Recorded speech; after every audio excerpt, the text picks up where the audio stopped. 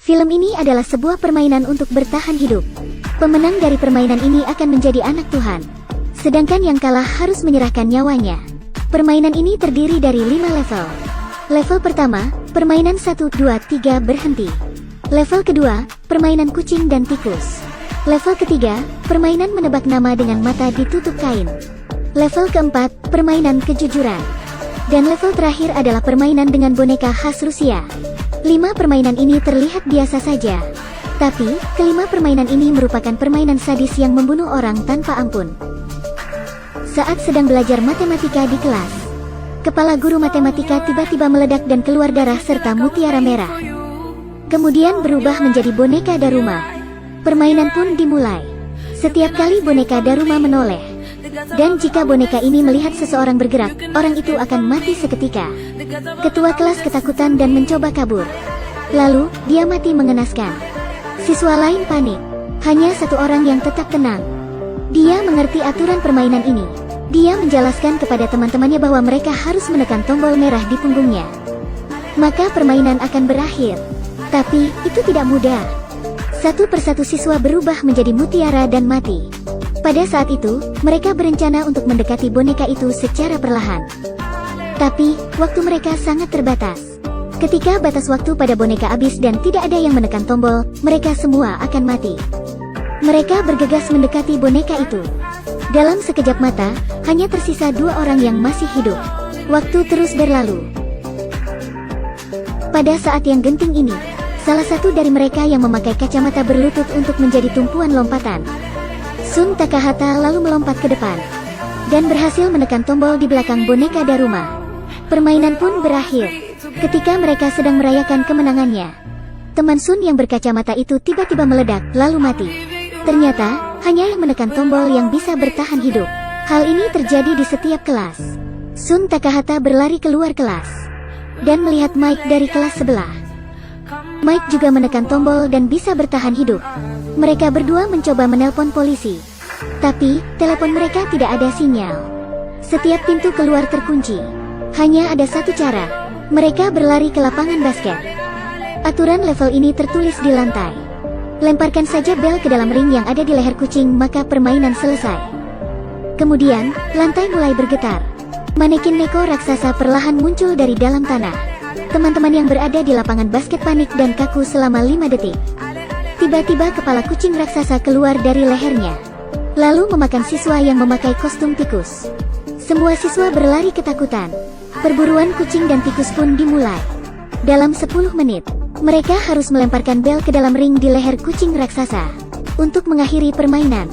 Saat itu, seseorang yang mengaku mahir bermain basket. Dia mengambil bel itu, lalu melemparkan bel itu ke leher kucing. Dia melemparkan bola dengan melompat setinggi-tingginya.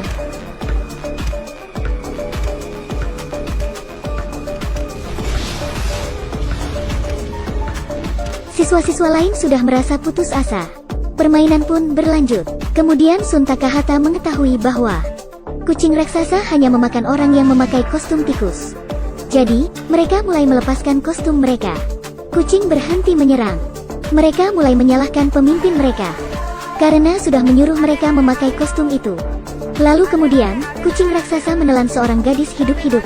Ternyata, jika tidak ada tikus, kucing raksasa itu juga bisa memakan orang. Ketika Sun Takahata melihat kucing raksasa yang akan memakan Mike, dia tiba-tiba berteriak dengan keras untuk menarik perhatian kucing. Dia sudah memakai kostum kucing tanpa ada yang tahu kapan dia memakainya. Lalu Sun punya ide.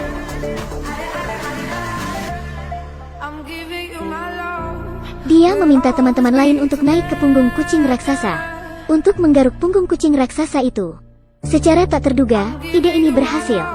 Mereka menggaruk punggung kucing raksasa sebentar dan berhasil membuatnya tertidur. Tapi sekarang, mereka harus melemparkan bel untuk mengakhiri permainan. Tapi, ada masalah baru. Siapa yang akan melemparkan bel itu? Bagaimana jika ini akan seperti level sebelumnya? Hanya yang melempar yang bisa bertahan? Jadi, mereka berkelahi untuk memperebutkan bel. Rendahnya nilai manusia pun terlihat. Ketika mereka sedang berkelahi, kucing raksasa pun terbangun karena keributan yang mereka buat.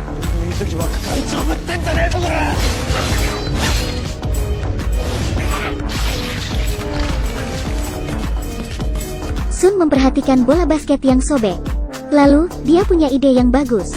Dia meletakkan bel di dalam bola basket dan menutupinya dengan pakaian. Saat berlari, dia dengan sengaja memperlihatkan bola basket yang ditutupi pakaian tersebut. Kucing raksasa pun tersenyum sombong. Lalu, Mike melempar bola basket palsu untuk menipu si kucing raksasa. Berharap, si kucing raksasa akan membuangnya. Sun pun mengambil kesempatan. Dia lalu lemparkan loncengnya. Sepertinya mereka akan menang. Tapi SIAL, lemparan Sun meleset. Di saat mereka merasa putus asa, Sin tiba-tiba muncul. Sin bergantung pada ring basket dengan tangan kirinya. Dan Sin memegang bel tangan kanannya. 1 detik tersisa dan dia berhasil memasukkan bel ke dalam ring basket. Permainan berakhir. Si kucing raksasa lalu mengumumkan nama-nama yang bertahan dalam level ini. Hanya Sun, Mike dan Sin yang bisa bertahan. Tapi, Sin selangkah lebih maju dan dia membunuh yang lain sementara kucing tidak punya kesempatan lagi untuk membunuh. Karena mereka tidak pantas menjadi anak Tuhan. Pada saat yang bersamaan, sebuah kubus raksasa muncul di angkasa. Bagian dalamnya terkunci. Setiap orang yang selamat akan dibawa ke level 3. Pada level 3, ternyata, setiap orang yang bertahan dari 3 sekolah berbeda juga ada di sini. Mereka semua berkumpul di sini. Pinglin menekan tombol start. 4 boneka kayu muncul dari pintu. Permainan ini disebut Jagged Bird. Dalam 10 detik, matamu akan ditutup, dan kamu harus menebak nama boneka di belakangmu. Pinglin sangat percaya diri. Dia orang pertama yang menutup mata. Keempat boneka mulai bernyanyi dan berputar. Ketika lagu berakhir, Pinglin menyebutkan nama boneka di belakangnya. Tapi, dia salah menebak. Mata boneka memancarkan sinar 2 laser. Pinglin langsung pingsan. Dia terus membenturkan kepalanya ke lantai sampai mati. Tikima mendapatkan giliran berikutnya. Dia tidak mau bermain. Tapi, jika dia tidak bermain, dia akan langsung mati. Dia tidak punya pilihan lain selain bermain. Tebakan Tikima salah juga. Kalau boneka itu merusak Tikima, meregangkan kedua belah kaki Tikima ke 2 sisi yang berbeda. Seperti itu. Lalu dia ditarik hingga tubuhnya terbelah 2. Sekarang giliran Mike. Tapi, Mike sangat ketakutan hingga tidak bisa berdiri. Lalu, Sun maju ke depan. Dia menggunakan ponselnya untuk merekam, lalu mencari tahu nama boneka yang ada di belakangnya. Permainan pun berakhir.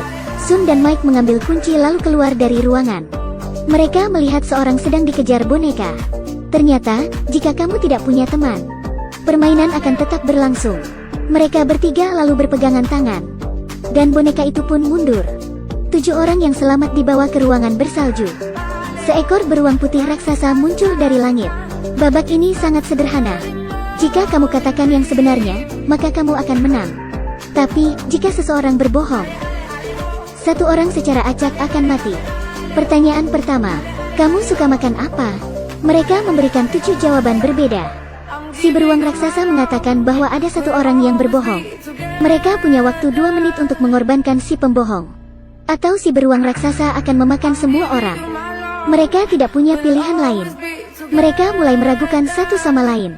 Akhirnya mereka menuduh Curly berbohong. Si beruang raksasa lalu menginjak Curly. Permainan berlanjut. Pertanyaan kedua, apakah kalian menyukai Sun?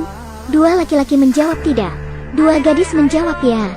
Yang mengherankan, Sin menjawab iya. Si beruang raksasa mengumumkan bahwa ada 1 lagi pembohong. Dan si beruang memerintahkan mereka untuk mengetahui siapa yang berbohong dalam waktu 2 menit. Kali ini, Mike dituduh berbohong. Sun sadar bahwa si beruanglah yang berbohong. Sekarang, beruang raksasa telah berubah kembali ke bentuk aslinya. Dia ternyata adalah beruang hitam. Pada saat ini, hanya ada 5 orang yang selamat. Kabut di mana-mana. Ketika kabut menghilang, mereka dibawa ke istana yang sudah terbengkalai. Apa yang akan terjadi saat semuanya masih kebingungan? Boneka khas Rusia keluar dari istana.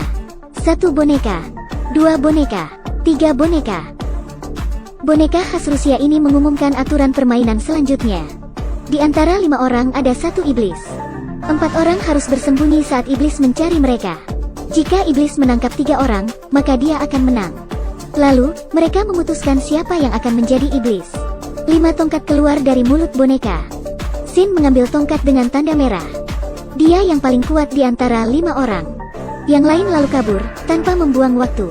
Sin menendang boneka untuk mendapatkan kaleng yang ada di atas. Saat kaleng berada di tempatnya, permainan pun dimulai. Dua orang telah berjalan jauh, berpikir mereka telah bersembunyi dengan cukup baik. Bersembunyi saja di sini sampai matahari terbenam dan kita akan menang.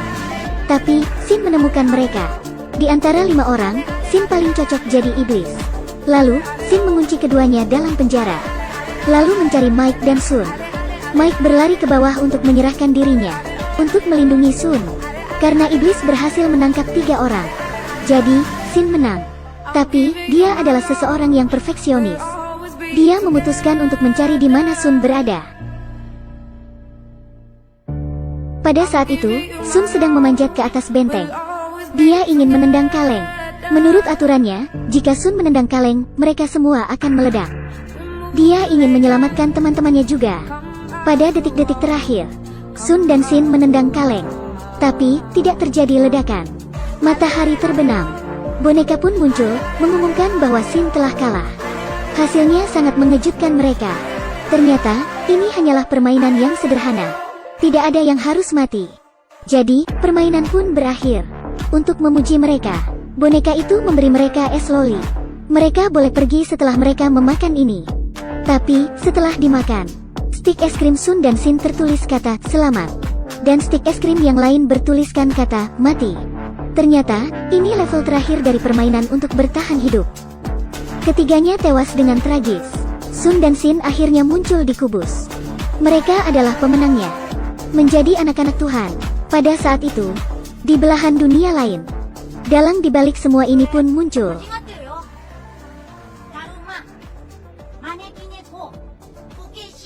Apa artinya? Boneka itu pun berteriak, Tuhan,